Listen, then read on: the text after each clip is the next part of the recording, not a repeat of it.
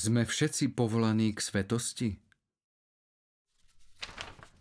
Najprv si musíme objasniť, čo to vlastne svetosť je.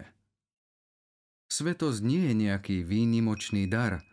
Nespočíva v tom, že by človek robil výnimočné veci alebo konal zázraky či mal zjavenia. Svetosť je cieľom nášho celkom normálneho kresťanského života skrze čnosti, modlitbu a rast v posväcujúcej milosti. Svetosť nie je len pre pár vyvolených.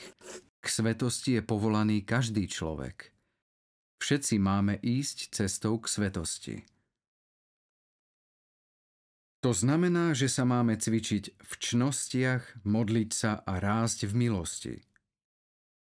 Fúha, to dá zabrať. To áno, ale len vtedy, keď nám chýba motivácia. Bez nej nejde nič. Ale čo má byť našou motiváciou? Čo je motorom, ktorý nás ženie vpred k svetosti? Je to láska. Bez nej nič nefunguje.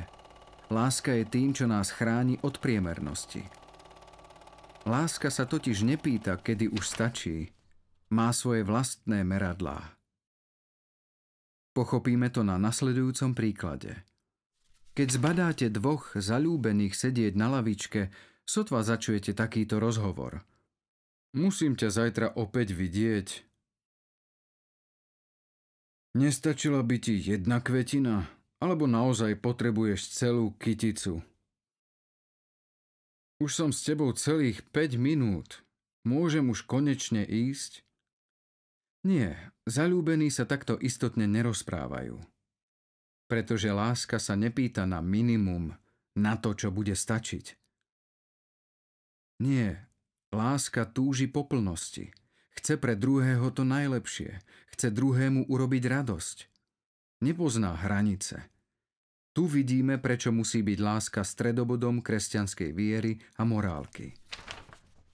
Kým sa vo svojom vzťahu s Bohom neustále vypytujem, naozaj musím ísť v nedeľu do kostola? Alebo musím sa ešte modliť? Mám problém. Nie však živý vzťah s Bohom. K živému vzťahu s Bohom sme povolaní všetci.